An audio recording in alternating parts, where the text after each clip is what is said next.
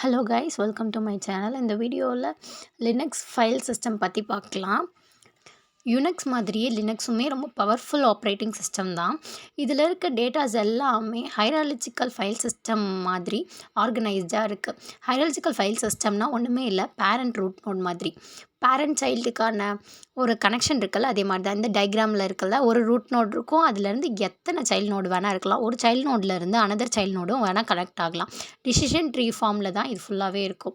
இதில் நீங்கள் ஃபஸ்ட்டு என்ன தெரிஞ்சுருக்கணும்னா, ஃபைல்ஸ் எப்படி மேனேஜ் பண்ணணும், அப்புறம் அதுக்கான டேரக்டரிஸ் எப்படி மேனேஜ் பண்ணணும் அப்படின்னு தெரிஞ்சுருக்கணும். அது போக ஃபண்டமெண்டல் ஸ்கில்ஸை எப்படி யூசர் ஆக்சஸ் பண்ணுறது அப்படிங்கிறத இந்த வீடியோஸ்லேருந்து தெரிஞ்சுக்கலாம்.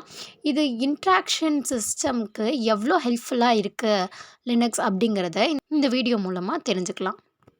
Key concepts of file system அப்படிங்கிறத பார்க்கலாம் லினக்ஸில். ஃபஸ்ட்டு ஒன் என்னென்னா, ஃபைல் சிஸ்டம் ஸ்ட்ரக்சர் என்னென்னு தெரிஞ்சால் தான் உங்களால் மற்ற எல்லா விஷயங்களையும் புரிஞ்சுக்க முடியும். ஃபஸ்ட்டு ரூட் டைரக்டரி தான் இதில் ஸ்டார்டிங் பாயிண்ட்டே. ஒரு ரூட் எப்படி ட்ரீக்கு ஒரு ரூட் இருந்தால் தான் அது மேலே ப்ளூம் ஆகி வளரும். அதே மாதிரி தான் லினக்ஸில் ஃபைல் சிஸ்டமில் ரூட் நோட் ரொம்ப இம்பார்ட்டண்ட். அதை ஸ்லாஷ் அப்படிங்கிற இதை டினோட் பண்ணி யூஸ் பண்ணிகிட்ருக்காங்க. அடுத்த செகண்ட் ஒன் பார்த்தா file and directories. File and டேரக்டரிஸில் 2 ப்ரைமரி எலமெண்ட்ஸ் இருக்குது. அப்படி ஃபைல்ஸ் அப்படிங்கிறதும் இன்னொன்று டேரக்டரிஸ். ஃபைல்ஸ் அப்படிங்கிறத எதுக்கு சொல்கிறாங்கன்னா, ஸ்டோர்ஸ் அ டேட்டானா என்ன, டெக்ஸ்ட்டு, இமேஜு, ப்ரோக்ராம்ஸு, கண்டென்ட்டு, இது எல்லாமே ஃபைல்ஸில் ஸ்டோர் பண்ணி வைக்கிற டேட்டாஸ் தான். டேரக்டரிஸ் அப்படிங்கும்பொழுது ஃபோல்டர். இந்த மொத்த ஃபைலையும் ஒரு ஃபோல்டரில் தானே சேவ் பண்ணுவீங்க. அந்த ஃபோல்டரை தான் இங்கே டேரக்டரி அப்படின்னு லினக்ஸில் சொல்லிகிட்ருக்காங்க. நெக்ஸ்ட்டு பாத். உங்களுக்கு பாத் அப்படிங்கிறது கண்டிப்பாக தெரிஞ்சிருக்கணும். ஒரு டேரக்டரி இப்போ உங்கள் நேமை போட்டு க்ரியேட் பண்ணுறீங்க, MKDIR உங்கள் நேம் அப்படின்னு இருக்குன்னு வச்சுக்கோங்களேன். அப்போ உங்களுக்கு நெக்ஸ்ட் டைம் போகும்போது அந்த பாத் எதில் க்ரியேட் ஆகிருக்கு, என்ன டேரக்டரியில் இருக்குது அப்படின்னு தெரியணும். ஒரு டேரக்டரிக்கு கீழே தான் எல்லா ஃபைல்ஸும் இருக்கும். அப்போ நீங்கள் தெரிஞ்சுக்க வேண்டியது ரொம்ப அவசியம். அப்சல்யூட் பாத் அப்படிங்கும்பொழுது ஸ்பெசிஃபிக் லொக்கேஷனில் ஸ்பெசிஃபிக் ரூட் நோட்ஸ் இருக்கிற மாதிரி. இந்த எக்ஸாம்பிளாக நான் என்ன சொல்லியிருக்கேன்னா, ஹோமுங்கிற ஒரு ஃபோல்டரில் யூசர் டாக்குமெண்ட் டேரக்டரிஸ் இருக்குது அப்படின்னு சொல்லியிருக்கேன். வைல் எ ரிலேட்டிவ் பாத் அப்படிங்கிறது என்னென்னா, டிஸ்கிரிப்ஷன் ஆஃப் அ லொக்கேஷன். நீங்கள் கொடுக்குற டேரக்டரியோட எங்கே சேவ் ஆகிருக்கும்.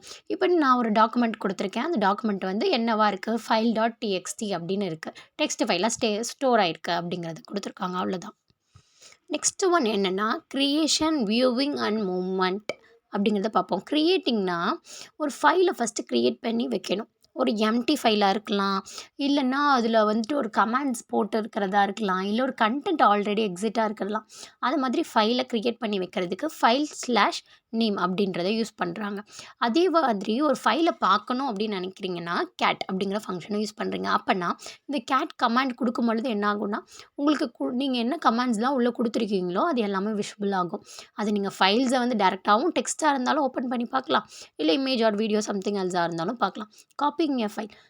ஒரு ஃபைலை காப்பி பண்ணணும் அப்படின்னா, சிபி சோர்ஸில் இருக்கிற டெஸ்டினேஷன் கமாண்ட்ஸை நீங்கள் டூப்ளிகேட் பண்ணணும். இல்லைன்னா ஒன் லொக்கேஷன்லேருந்து அனதர் லொக்கேஷனுக்கு காப்பி பண்ணி வைக்கலாம். மிச்சபடி உங்களால் உள்ளே இருக்க கோட்ஸ் எல்லாம் அப்படியே காப்பி பண்ணுறது அந்த மாதிரிலாம் இதில் எதுவுமே பண்ண முடியாது. மூவிங் ஃபைல்ஸ் அப்படிங்கும் பொழுது, ஒரு ஃபைலை ஒரு டெஸ்டினேஷன்லேருந்து இன்னொரு டெஸ்டினேஷனுக்கு மூவ் பண்ணணும். இப்போ உங்களை ஒரு இடத்துலேருந்து இன்னொரு இடத்துக்கு நகர சொன்னீங்கன்னா என்ன பண்ணுவீங்க, லொக்கேஷன் மாறுது. அந்த மாதிரி தான் ஒரு ஃபைலில் இருக்க இன்னொரு லொக்கேஷன் மாறும். அப்போ நீங்கள் தான் அங்கே மாறுறீங்க அப்படின்னும்போது cut, copy, paste or something else new path create பண்ணி, இல்லை நியூ டேரக்டரி க்ரியேட் பண்ணி கூட காப்பி பேஸ்ட் பண்ணலாம் ஃபைலை. சரி, இப்போ எல்லாமே க்ரியேட் பண்ணிட்டோம். தப்பாக க்ரியேட் பண்ணிட்டோம் அப்படின்னு வச்சுக்கோங்களேன். எல்லாத்தையும் டெலிட் பண்ணணும் இல்லையா? அப்போ டெலிட் பண்ணணும்னா என்ன பண்ணணும்? ஃபஸ்ட்டு ஃபைலை டெலிட் பண்ணணும்னா RM அப்படிங்கிற கமெண்ட்டை கொடுத்து நீங்கள் ஒரு ஃபைல்ஸை டெலிட் பண்ணலாம். உள்ளே எத்தனை ஃபைல்ஸ் இருந்தாலும் நீங்கள் டெலிட் பண்ணிடலாம். இது எப்படின்னா, கிராஃபிக்கல் இன்டர்ஃபேஸ் மாதிரியே தான். GUI யூஸ் பண்ணி டெலிட் ஆகுறாங்க. ரீசைக்கிள் பின்னில் இருக்கும். அப்படி உங்களுக்கு பெர்மனெண்ட்டாக டெலிட் ஆகணும் அப்படின்னா டபுள் செக் பண்ணிக்கோங்க. இது ஒன்ஸ் டெலிட் பண்ணிட்டீங்கன்னா திருப்பி ரீசைக்கிள் பின்லலாம் இருக்காது. அதனால டெலிட் பண்ணுறதுக்கு முன்னாடி ஒன்ஸுக்கு த்ரைஸ் நல்லா யோசிச்சுட்டே டெலிட் பண்ணுங்கள். ஒரு டேரக்டரியை டெலிட் பண்ணுறீங்க அப்படின்னா, நீங்கள் RM/R டேரக்டரி நேம் கொடுப்பீங்க. இது எதுக்குன்னா, இந்த கமெண்ட் மூலியமா நீங்கள் எக்ஸாக்ட்லி ஒரு விஷயத்தை டெலிட் பண்ணுறீங்க அப்படின்னும் பொழுது அந்த டேரக்டரி டெலிட் ஆகிடும். அதுக்கப்புறம் உங்களால் திருப்பி ரிவர்ஸ் டெலிஷன் பண்ண முடியாது. ரிக்ரசிவ் டெலிஷன்ஸ்லாம் பண்ண முடியாது. திருப்பி டெலிட் பண்ணுறது, டெலிட் பண்ணதையே திருப்பி டெலிட் பண்ணுறது, ரீசைக்கிள் பின்னில் போய் பார்க்குறது, இதெல்லாம் இதில் எதுவுமே பண்ண முடியாது. நீங்கள் ஒன்ஸ் டெலிட் பண்ணிட்டீங்கன்னா அது அவ்வளோதான், ஓவர். நீங்கள் லினக்ஸில் ஃபைல் ஃபைல மேனேஜ் பண்ணுறதுக்கு கமாண்ட் லைனை மட்டும் இல்லை, இல்லைன்னா எக்ஸல் ஷீட்டையும் யூஸ் பண்ணலாம். எதுக்குன்னா ஸ்பீட் அண்ட் எஃபிஷியன்ட் வந்து ரொம்ப அதிகமாக இருக்கும். நீங்கள் ஈஸியாக ஒரு மெனு வச்சுட்டு ஒரு ஃபைலில் இருக்கிற எலமெண்ட் வேண்டாம் அப்படின்னா ஈஸியாக டெலிட் பண்ணலாம். ஆட்டோமேட்டிக்காக ஸ்கிரிப்டிங் லாங்குவேஜ் இருக்கும். ஒரு டாஸ்க்கை வந்து திருப்பி திருப்பி பண்ணலாம். டைம் அதனால சேவ் ஆகும். நீங்கள் எப்படி இப்போ எக்ஸல் ஆல்ரெடி உங்களுக்கு தெரிஞ்சதுன்னா பிரச்சனை இல்லை. அப்படி உங்களுக்கு எக்ஸலோட வீடியோஸ் வேணும்னாலும் சொல்லுங்கள், திருப்பி அப்லோட் பண்ணுறேன். எக்ஸலில் ஆல்ரெடி இருக்கிற ஒரு விஷயத்த நீங்கள் ட்ராக் அண்ட் ட்ராப் பண்ணாலே போதும். திருப்பி ரிக்ரெஷ் ஆகி அதுவே ஆயிக்கும். ஆட்டோமேட்டிக் ஹெச்எஸ்எல்ன்றது செக்யூர் செல்ஸாக இருக்கும். ஒவ்வொரு எலமெண்ட்ஸும் ரொம்ப செக்யூர்டாக இருக்கும். லினக்ஸில் ஃபைல் அண்ட் டைரக்டரியோட டிஸ்அட்வான்டேஜ் பார்த்தீங்கன்னா, உங்களுக்கு கமாண்ட்ஸ் தெரியாமல் எதுவுமே போட முடியாது. சில பேர்த்துக்கு கமாண்ட்ஸ் ஈஸியாக இருக்கும்.